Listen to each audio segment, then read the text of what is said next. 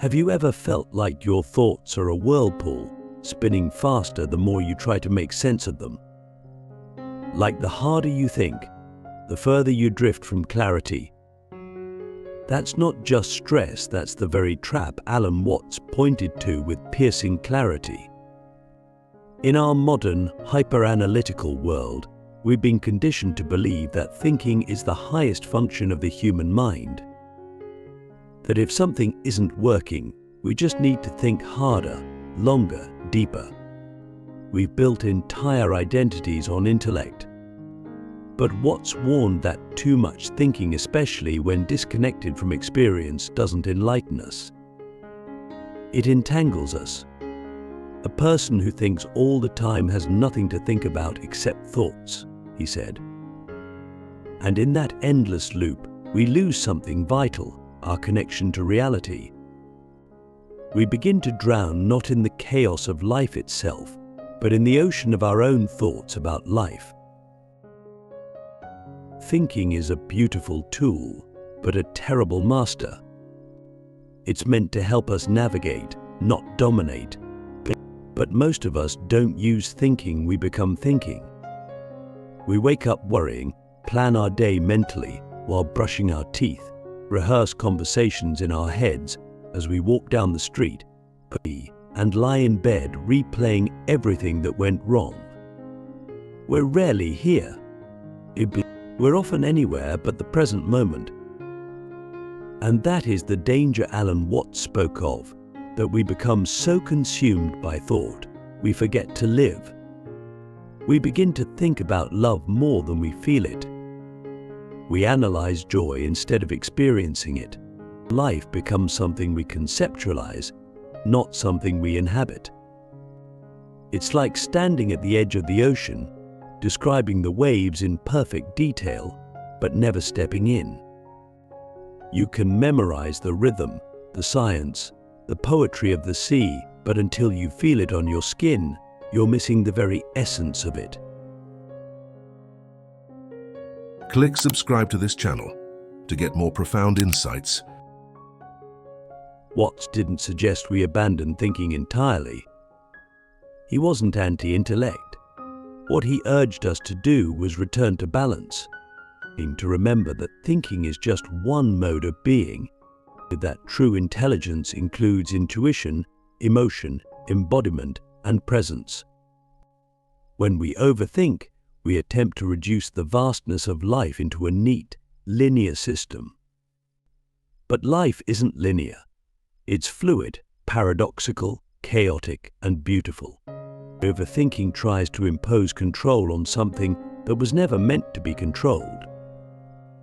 And that's where suffering begins. We try to predict, prepare, and perfect our way through existence. But the more we tighten our grip, the more life slips through our fingers. Have you ever tried to hold water in a clenched fist? That's what overthinking does to the living mystery of now. It squeezes out the life while trying to contain it. So how do we stop drowning in thought? We start by noticing, by stepping outside the mental fog and observing our own minds. Alan Watts often reminded listeners that we are not our thoughts, we are the awareness behind them. And that single insight is a lifeboat. When you realize that your thoughts are not facts, not commands, not truths, just passing clouds in the sky of your awareness, you begin to float. You begin to breathe again. And from that place of stillness, something incredible happens. You stop needing to figure everything out. You start trusting the moment. You start listening to the silence between thoughts. And in that silence, you discover something deeper than logic wisdom. Not the kind you learn from books, but the kind you feel in your bones. The kind that doesn't need to be understood to be real. We've been trained to believe that the more we think, the closer we get to truth. But Alan Watts showed us that truth isn't always found in concepts, it's found in contact. With the breath, with the body, with the world, And that's the journey back from drowning in thought, returning to the direct experience of life. When you take a walk and actually feel your feet touching the ground instead of mentally drafting tomorrow's to-do list, that's a revolution. When you eat a meal and taste it without distraction, that's a spiritual act. When you stop narrating your life like an internal podcast and start living it without commentary, that's freedom. Watts often said that life is not a problem to be solved, but a reality to be experienced. And the more we try to dissect it with thought, the more we lose its flavor, like chewing on the menu instead of eating the meal. So many of us are stuck in our heads because we're afraid of failure, of vulnerability, of the unknown. And thinking gives us a sense of control. If we can just plan enough, prepare enough, analyze enough, maybe we won't have to feel the discomfort of being human. Maybe we can outsmart pain. But Watts knew that this was an illusion. Pain is not the enemy. It's resistance that causes suffering, and resistance lives in the mind. The heart, the body, they know how to feel. They know how to move through. But the mind tries to pause, rewind, fast forward. It wants the pain to make sense before it's willing to let go. And so we stay stuck, looping through thoughts, hoping for a resolution that only presence can bring.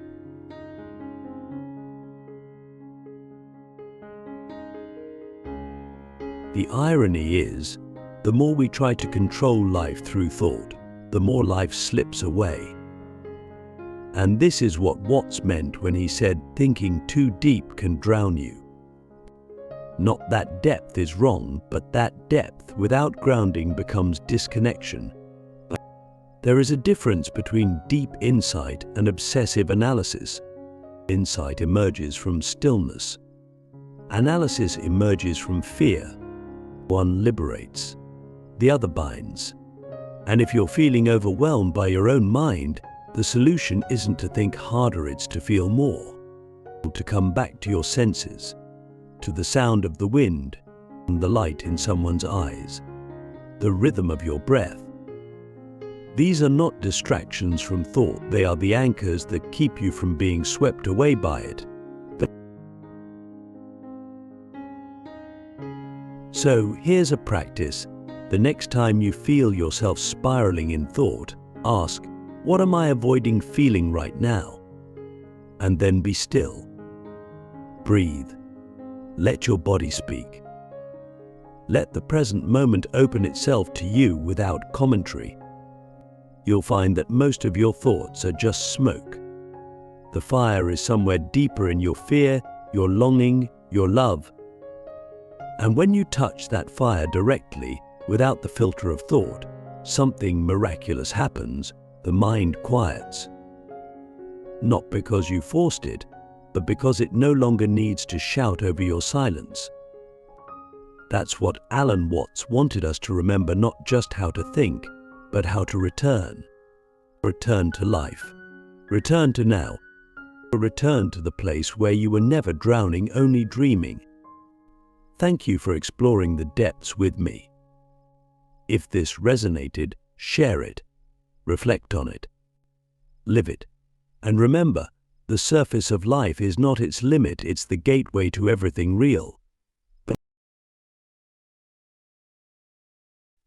There's a moment in every overthinker's life, maybe you felt it, where the thoughts become so tangled, so fast, so loud, that you begin to wonder if you're thinking, or if your thoughts are thinking you. That's not just anxiety, that's disembodiment. It's what happens when we live from the neck up, as if the rest of our being were just a vehicle to carry the mind around. But Alan Watts urged us to reject that illusion. He reminded us that the mind is not the pilot, it's a passenger. Your true nature, he said, is not the thinker of thoughts, but the awareness in which they arise. That shift from identifying with thoughts to observing them changes everything. It's like stepping off the highway of mental noise and walking into the still forest of presence. Suddenly, you're not trapped in the storm, you're the sky it moves through. Watts was not against reason. He honored the intellect. But he saw the danger when reason becomes a replacement for reality. When we live in abstractions rather than experiences, we start to treat life like a problem to be solved, rather than a mystery to participate in. And that's the tragedy of modern life. We're trying to solve what was never meant to be solved. We ask, what's the meaning of life? Instead of simply being the life that is already meaningful. But we try to master love through psychology, to master happiness through self-help formulas, to master death through denial. But mastery is not the point. Presence is. And presence doesn't come from thinking about life. It comes from surrendering to it.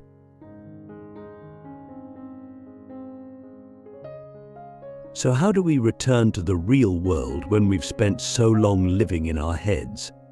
Start small. Next time you're walking, don't listen to a podcast.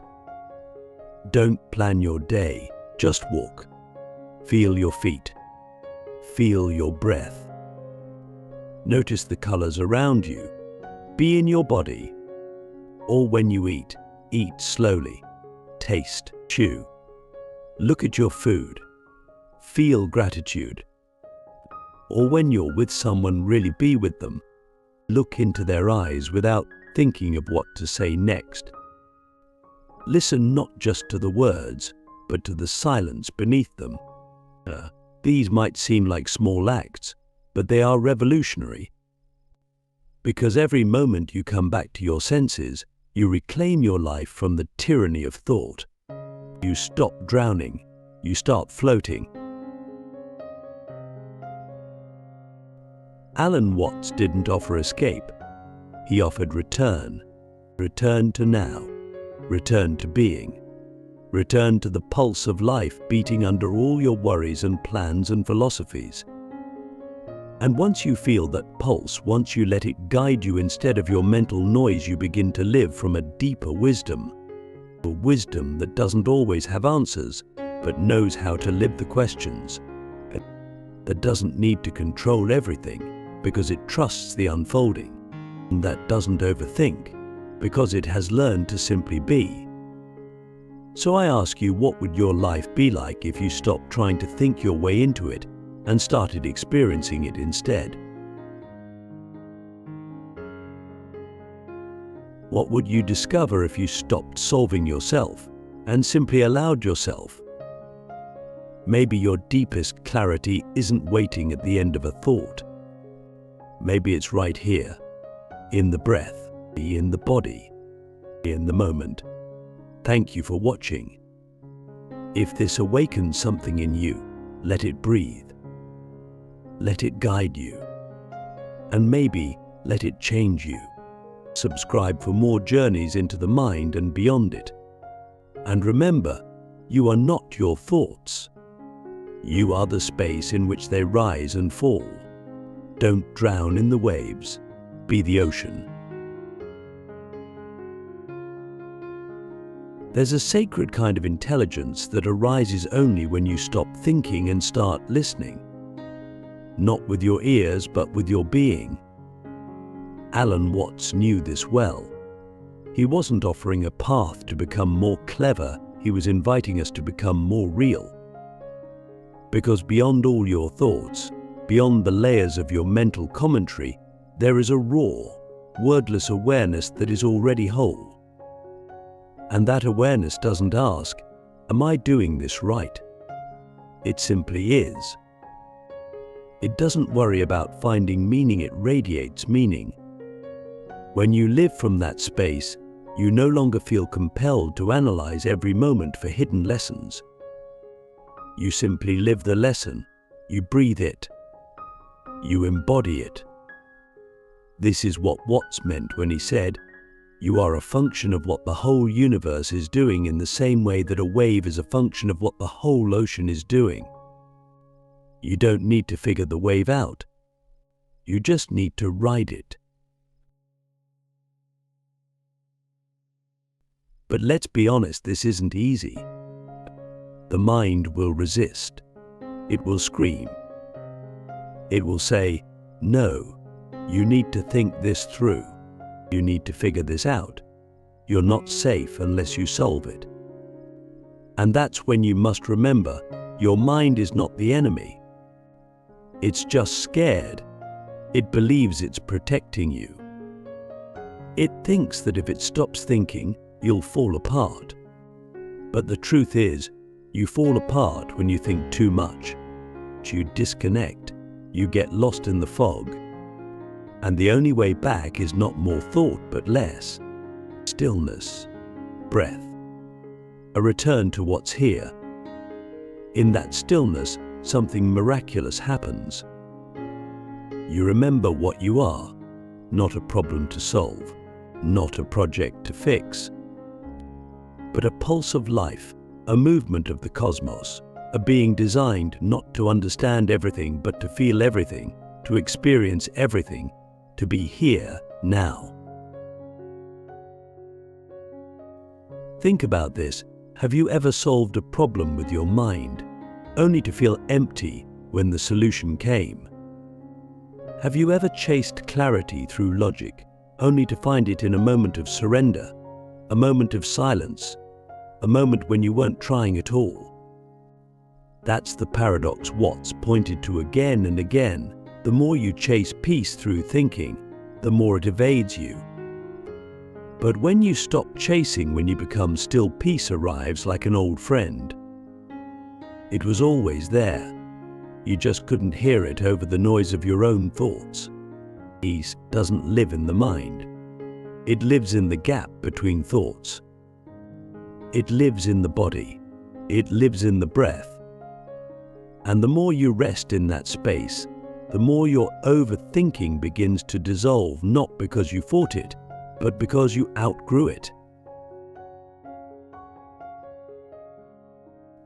So if there's one thing to take away from all this, let it be this: thinking is a wonderful servant, but a terrible master.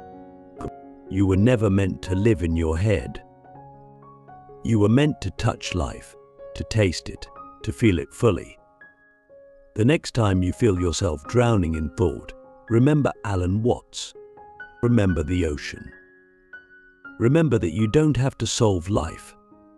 You just have to ride its wave. Let go. Breathe. Return. Because the truth you're looking for isn't buried in the next idea. It's right here, hiding in plain sight, waiting for you to stop thinking long enough to notice it.